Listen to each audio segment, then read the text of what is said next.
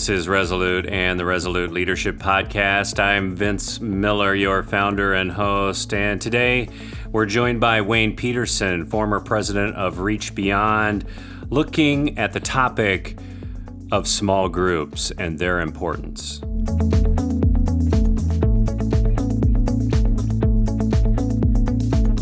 Welcome to the program. If this is your first time tuning in, well, thank you for joining us. Our mission at Resolute is to disciple and develop men to lead. So if you're looking for content for your men's group or men's ministry, then you need to go to our website today at beresolute.org. We have a number of great tools for men who are leading other men, including some brand new small group series that we know that you would love for your men's groups. But now, let's dive in. Well, I am joined today by Wayne Pederson. Wayne is the former president of Reach Beyond, which is an international ministry that takes the gospel to the farthest reaches of the planet through modern media. He has also served with Moody Radio and KTIS for decades. Wayne, as we get started here, I know that you've had a number of years of leadership experience, and I know we've built a little bit of a relationship in our trip to Israel. But I really think that you bring wisdom to men from a different perspective in life. Recently retired from Reach Beyond, and now you're, I guess you use the phrase rewiring, right? Your life a little bit, not retiring, but rewiring.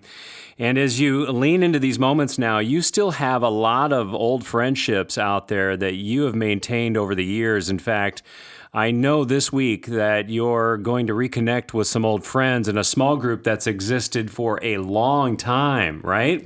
Well, Vince, thanks so much. And when I began in management and leadership, one of the first things I did, and it was probably one of the better decisions in my life, was to connect with a group of older and more experienced leaders. And so it started out with Paul Cedar, who was president of the Evangelical Free Church of America. We had lunch together and said, let's start meeting with a group of guys once a month. And that was the beginning of a group of actually 5 ministry leaders of national organizations like Billy Graham Association and Bethany House Publishers and Evangelical Free Church of America and Christianity Today. Without mentioning the names of the individuals, those are the kind of leaders we met with. And Vince, of all the leadership books I've read and all the leadership seminars I've attended, this group of men meeting for lunch once a month for over 15 years has been the most formative part of my Christian maturity, for one thing, and also my ability as a leader to be able to have a group that regularly bounces things off one another, gives counsel to one another, supports one another. And I learned more about leadership through these 5 men than I have in any other source over the years. Okay, so, as a young guy like myself, I'm still learning and growing. I have gotten some education from books, which is always helpful.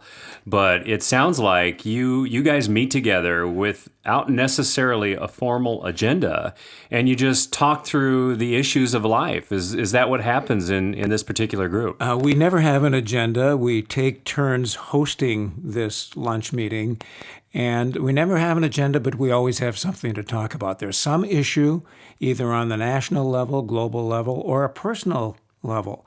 Our guys have gone through buyouts, and they've gone through lawsuits and loss of spouse or issues with children or financial crises at one time or another. And we've been there for each other. And I know when I was facing a career crisis, one of the members of the group gave me his phone number, and he says, here's my phone number. Call me, even if it's 2:00 in the morning. I think we underestimate this, right? We underestimate the power of life-on-life friendship, discipleship, conversation, prayer, discussion in God's Word. And I think this is really important for guys to hear, that there's something about education, there's something about setting in a group with a plan and a process and everything in place. Absolutely. But there's something about the process of life just happening to us where we could probably learn more than any other place. Is that true? Well, absolutely. You hear this thing more as caught than taught. And I'm not discounting the role of books and seminars. They're all important, and I've gained a great deal of knowledge and hopefully wisdom and insight through that. But to see good leadership modeled in front of you is impactful.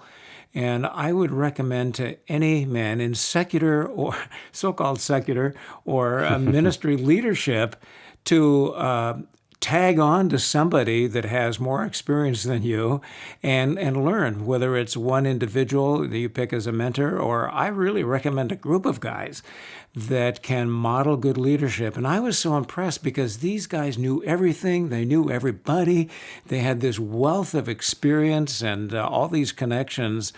And so that was helpful to me. And now, Vince, at this part of my life, and I retired or rewired, I'm finding that I'm able to do that with younger leaders. And even though it's not a formal thing, some younger managers and leaders that have attached to me, and I'm able to kind of model good leadership to them. Yeah, well, I mean, you're doing that for thousands of listeners right now. You're doing that with me, just as you set with me right in this moment. But it's interesting. So you put yourself around a group of guys. They were all a little further ahead of you. I think you're being humble, of course, but they're all a little further ahead of you in life and maybe leadership. And you just exposed yourself to them through some of the trials that you were facing, through some of the challenges, and then you learned from their challenges as well, right? Well, that's certainly a part of it. How do you deal with a crisis when it comes in your personal life or your ministry? But also, it's not just the knowledge part, but the support you get. As one of our members was going through a very difficult lawsuit against his ministry, we were able to surround him with our concern and our counsel and our prayer, because being a CEO, being a president can be very, very lonely. There are things you can't share with your peers or the people that report to you.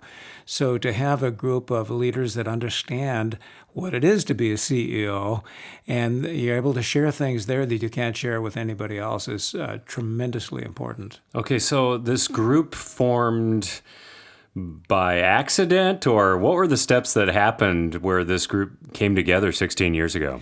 Well, it was intentional. It wasn't an accident for me. It started with, as I mentioned, with Paul Cedar, who was the president of the Evangelical Free Church of America at the time. We had lunch and we talked about a need for this group. So we put out some feelers to some friends and colleagues, and it was very intentional that these leaders of national ministries needed to have some commonality in a forum in which they could get that kind of wisdom, counsel, support, and encouragement. So, we saw the need for it, and it was very intentional. Oh, got it. Yeah, and I think, I don't know about you, Wayne, but, as I work with guys, I think sometimes we're not as intentional as we should be. And based upon the outputs that you've gotten over the last 16 years, just personal outputs, meaning spiritual growth, spiritual support, the love and care that has happened through highs and lows, the prayers, the study of God's Word, even the unique challenges and the confidentiality that you've been looking for, you found it all right there, but it takes initiative to begin that. And so it sounds like to me that you would tell all of our listeners they need to get in a group. They need to find a group where they can hone not only their character, but their wisdom, their growth as a man, father, leader, whatever identity they take shape in, even their job and their work life. Is that right? Would you say to these guys, be intentional and find a group of men, or at least another man, to put your life in front of that's further along than you? Well, absolutely, Vince. We're guys, and we tend to think, well, I don't need anybody, or I don't need this. But honestly, you do. some of the intellectual decisions that I've had to make over the years. I've run it past this group, and they've given me some good counsel, and counsel that I wouldn't have had, a perspective I wouldn't have had otherwise. There was a problem I brought to the group, and they said, you need to do this, and you need to do it now, and expressing the priority and the urgency of it. So if you don't have a group, and it can be in your church, it can be in a parachurch situation, whatever, but start with 2 or 3 guys and take the initiative to call them up and say, hey, would you be interested in meeting periodically, weekly, monthly, whatever it is, just to support and encourage and pray for one another?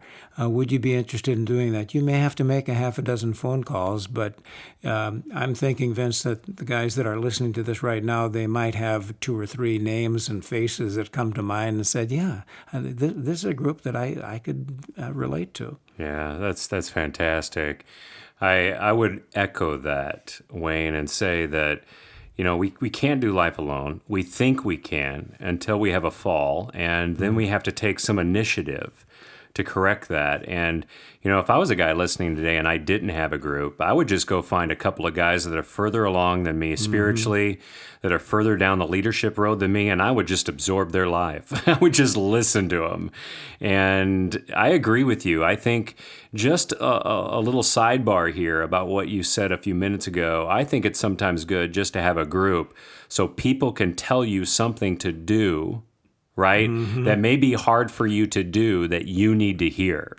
Yeah. I have told guys a number of times that, look, we sometimes can't make decisions for ourselves. Sometimes we need to let other wise people make decisions for us when we can't see through the fog. And it sounds like you might have had one of those moments with these guys. So, well, Wayne, thank you so much for sitting with us today. We look forward to a couple other conversations and just appreciate you being here. Thanks, Vince. It's a great opportunity, and I know of your ministry, how firmly you believe in the importance of a men's accountability group. So thanks for the opportunity to share my story. Well, guys, that's the show. Thanks so much for listening. As we close, I want to remind you that we do have some great content for your men's groups, excellent small group videos and participant handbooks that will empower the men of your church to lead and equip them to build the men around them. Check it all out at beresolute.org. And I hope you enjoyed this podcast today, but please know that the time that we spent together today is worthless unless you choose to do something with it. So get in a small group and get off the bench and into the game. And we'll see you right back here next time on the Resolute Podcast.